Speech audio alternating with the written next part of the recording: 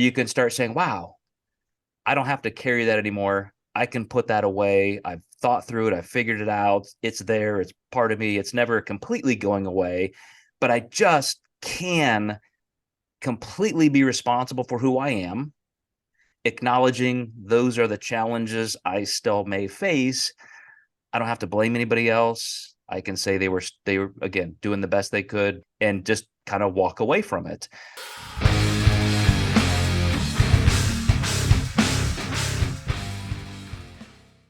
Hey everybody, welcome back to the Mind Muscle Connection. I'm Joe Klimazeski with my friend Tyler Weeb.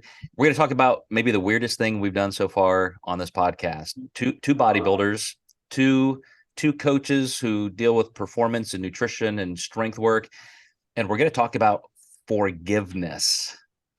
And Tyler's laughing, but you and I were having this conversation, and at the very same time, you and I were literally texting. I was emailing back and forth with another friend, and it was this strange circle of generational parental just kind of figuring things out, which I'm going to explain a little bit about why this truly is important. I know our primary audience is the hardcore fitness crowd, but I think there are a lot of people who stumble into our world through that sport, Tyler, who are using it as a coping mechanism to sort through some things.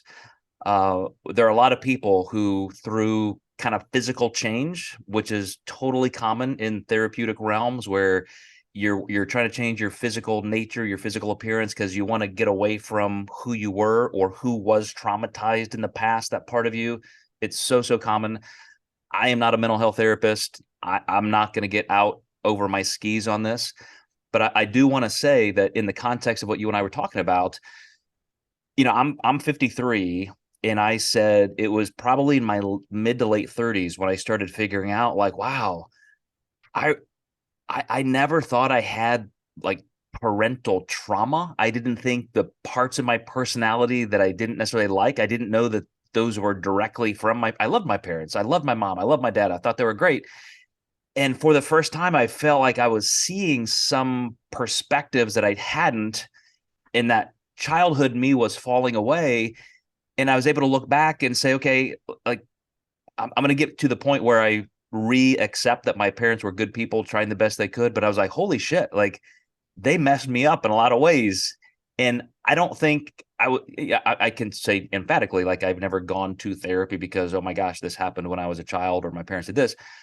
But I'm telling you, we don't understand the subconscious elements of those different parts of us from when we were kids and even infants and toddlers, and our brains are just developing, and how the environment and those early relationships with parents impact us.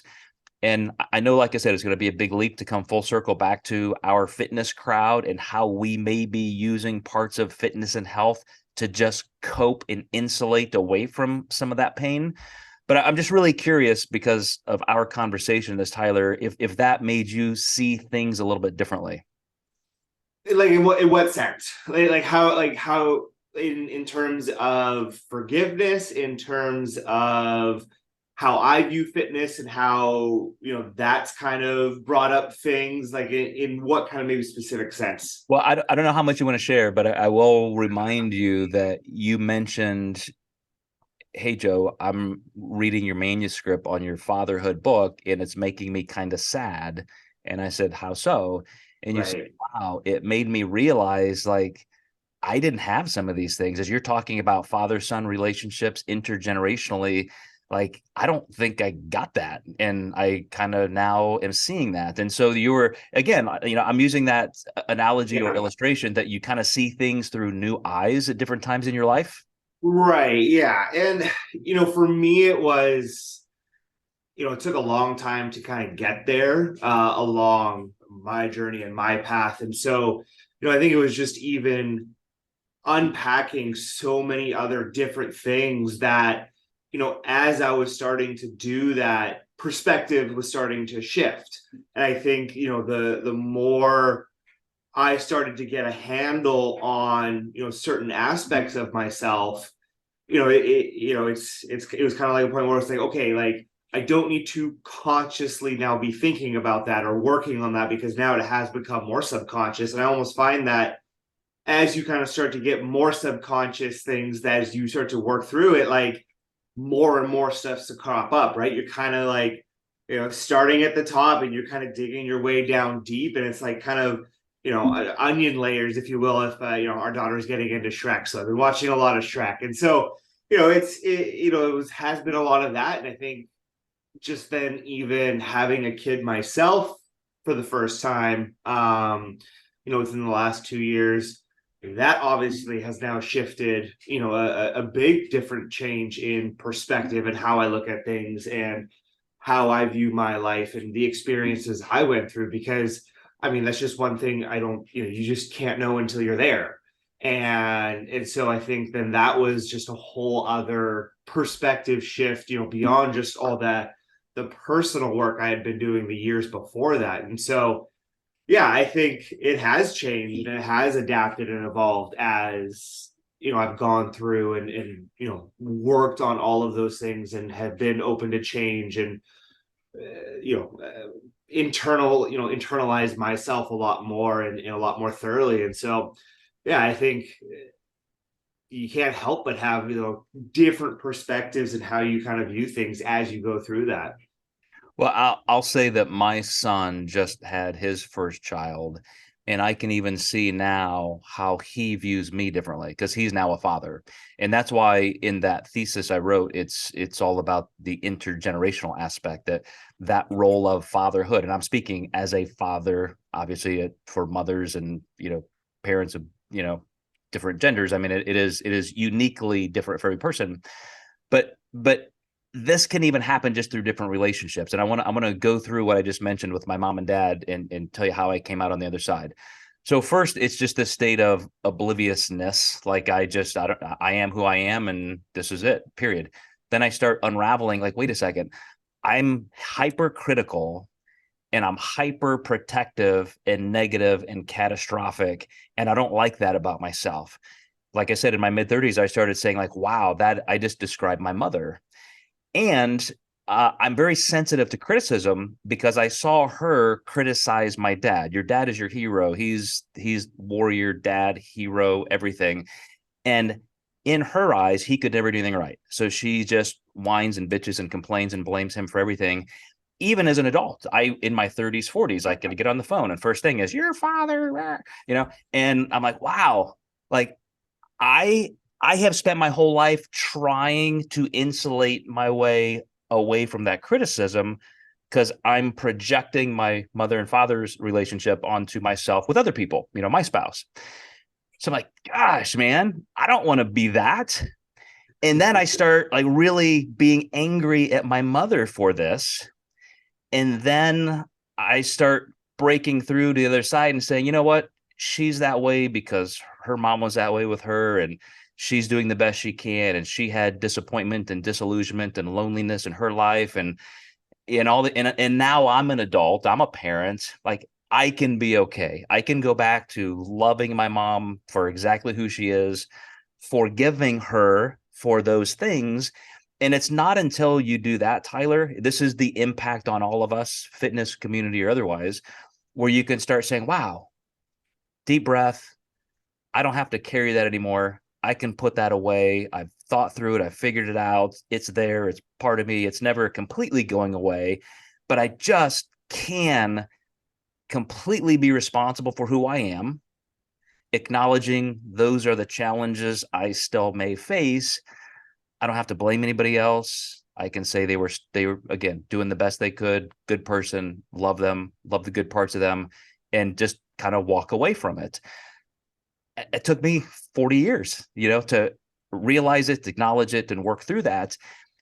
And now with every single person, I am a different and a better person. Had I never acknowledged that, had I never realized it, had I never addressed it, I would still be the hypercritical, shitty, negative, put offish person that I was. And I hated that self about me. And it hurt a lot of relationships in my life before I met that head on. Yeah, it's um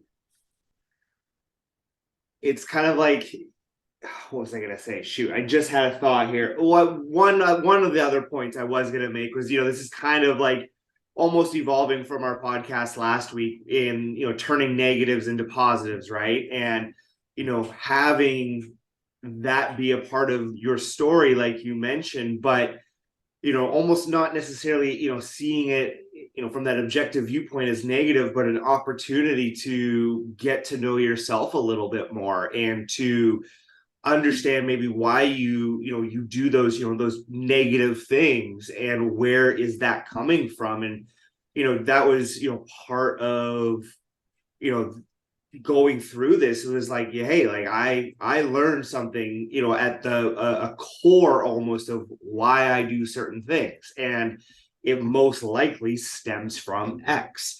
And just to be able to have even that almost be revealed to you, like you say, you kind of transform, you start to become a different person, where maybe that forgiveness isn't there, but it's more of a realization of, oh, okay, like that is why I am the way I am in these certain areas. It happened, and certainly they didn't intend any harm or any negative. There wasn't the intention. That never would have been an intention as a parent, at least.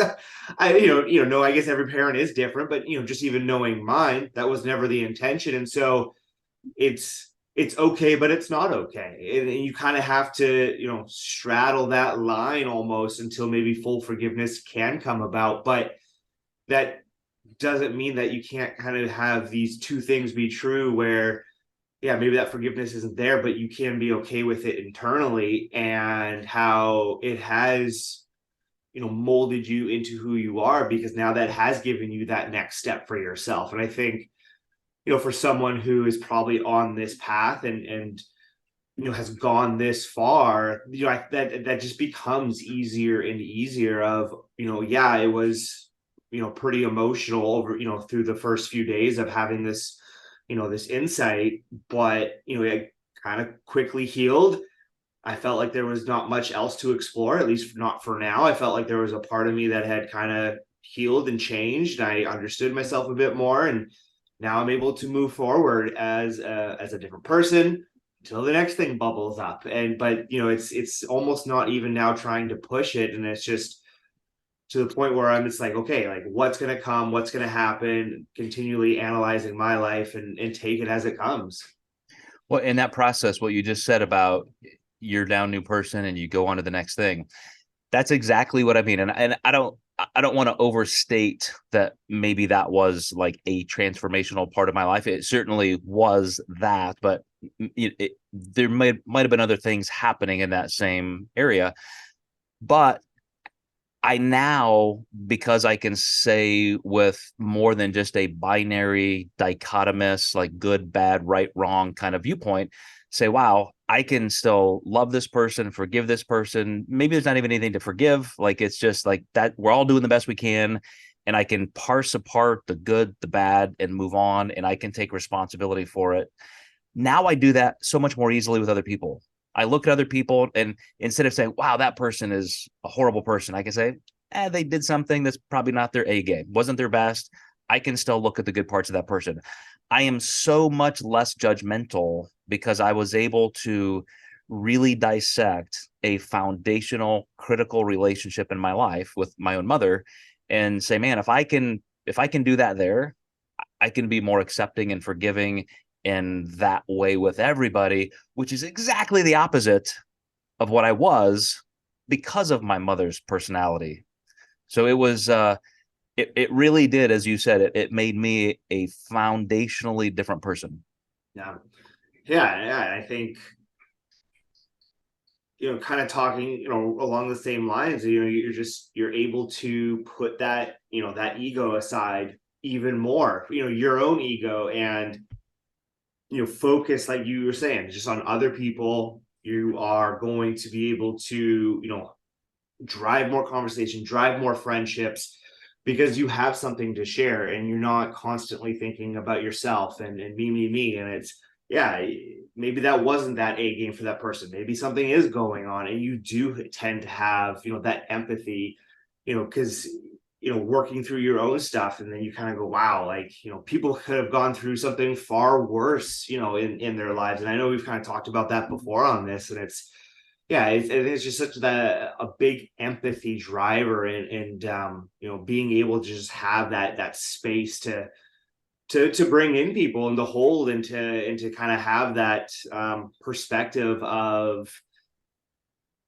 I don't want to say helping, but trying to be that positive, and trying to, I think, even just drive people, again, turning negatives into positives. And that's such a big part of our coaching, I think, kind of bringing it full circle with that. And just even, with lifting, like, you're never going to have, that A game. You are going to come, a lot of people with baggage, with trauma, and a body composition transformation can be, such a visual thing for a mental change as well for someone, especially, considering the dedication it takes, and the time it takes to build a physique. They can almost, be married together, in that, you kind of have this great visual representation. And so, just even then, talking with clients and being within that realm, really trying to change that negative, and bring it into a positive, so that they are going through both those changes, not just the physical, but bringing along that mental, emotional change as well.